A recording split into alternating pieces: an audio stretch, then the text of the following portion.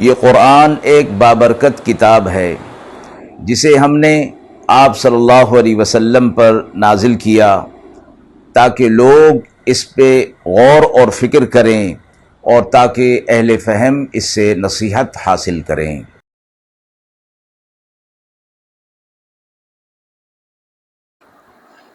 بسم اللہ الرحمن الرحیم۔ السلام علیکم ورحمۃ اللہ وبرکاتہ۔ ناظرین اکرام، درس قرآن مجید کے آج کے اس پروگرام میں ہم سورۃ الحاقہ کی آیت نمبر 38 تا آیت نمبر 52 کے حوالے سے موصول ہونے والے سوالات کی روشنی میں تفسیر پیش کریں گے۔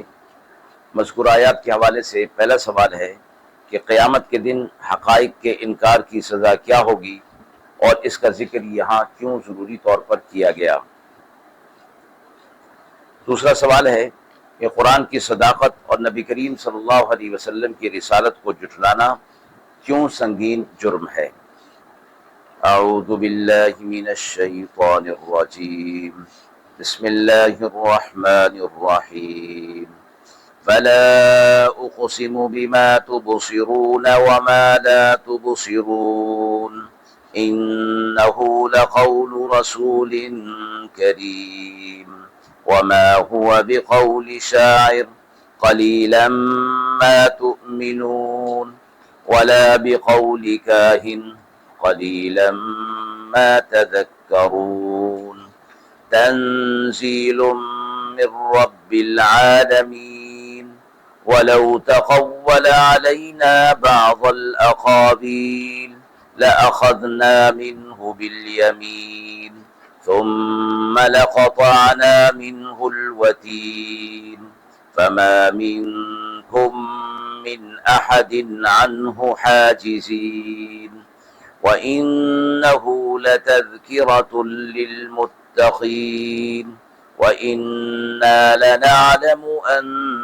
منكم مكذبين وإنه لحسرة على الكافرين وإنه لحق اليقين فسبح باسم ربك العظيم۔ آیات مبارکہ کا ترجمہ ملاحظہ فرمائیں۔ سو قسم کھاتا ہوں ان چیزوں کی جو دیکھتے ہو اور وہ چیزیں جو تم نہیں دیکھتے۔ یہ کہا ہے ایک پیغام لانے والے سردار کا، اور نہیں ہے یہ کہنا کسی شاعر کا تم تھوڑا ایمان لاتے ہو، اور نہیں ہے یہ کہنا کاہن کا تم بہت کم دھیان کرتے ہو۔ یہ نازل کیا ہوا ہے رب العالمین کا، اور اگر یہ بنا لاتا ہم پر کوئی بات تو ہم پکڑ لیتے اس کا داہنا ہاتھ، پھر کاٹ ڈالتے اس کی گردن، پھر تم میں کوئی ایسا نہیں جو اس سے بچا لے۔ اور یہ نصیحت ہے متقی لوگوں کے لیے، اور ہمیں معلوم ہے تم میں بعض جھٹلاتے ہیں، اور وہ جو ہے حسرت انکار کرنے والوں کے لیے ہے، اور وہ جو ہے یقین کرنے کے قابل ہے۔ بس اب تسبیح بیان کیجیے اپنے رب کے نام کی جو سب سے بڑا ہے۔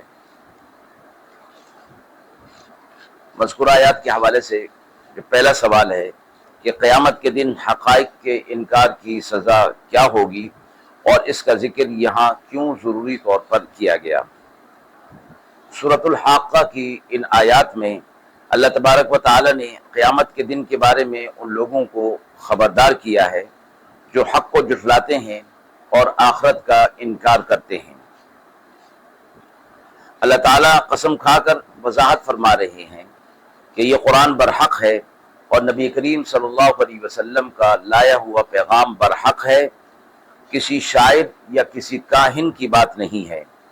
جو لوگ قرآن کو اور اللہ کے پیغام کو جھٹلاتے ہیں ان کے لیے سخت عذاب ہوگا۔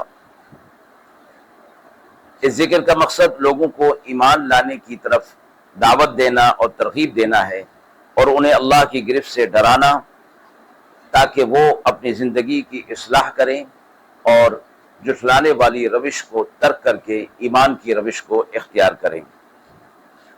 مذکورہ آیات کے حوالے سے جو حدیث مبارکہ ہمیں ملتی ہے، حضرت ابو موسیٰ اشعری رضی اللہ تعالی عنہ سے روایت ہے کہ رسول اللہ صلی اللہ علیہ وسلم نے فرمایا مثل الذی یذکر ربہ والذی لا یذکر ربہ مثل الحی والمیت، اس شخص کی مثال جو اپنے رب کو یاد کرتا ہے اور اس شخص کی جو اپنے رب کو یاد نہیں کرتا زندہ اور مردہ کی مانند ہے۔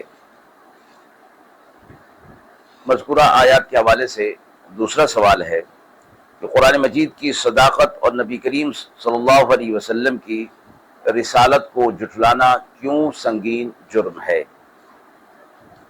آیات 38 تا 52 میں اللہ تعالیٰ نے ان لوگوں کے لیے تنبیہ کی ہے جو قرآن مجید کی حقانیت کو اور نبی کریم صلی اللہ علیہ وسلم کی رسالت کو جھٹلاتے ہیں۔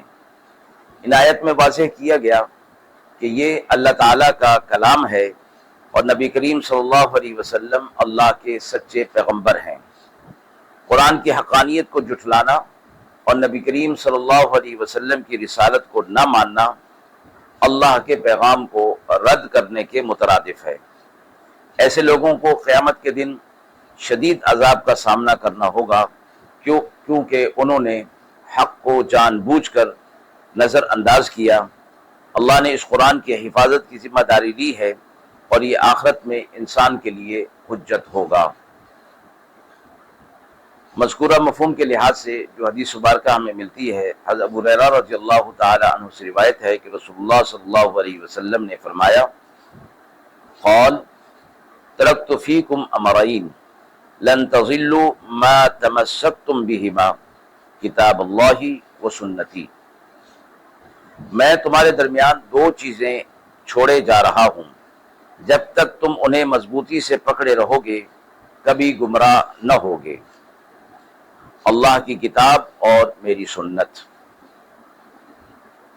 ناظرین کرام، ہم امید کرتے ہیں کہ مذکورہ سوالات کے حوالے سے جو تفسیر پیش کی گئی وہ آپ کے لیے قابل اطمینان ہوگی۔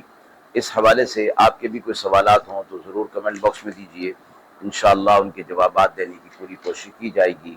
وآخر دعوانا ان الحمد للہ رب العالمین۔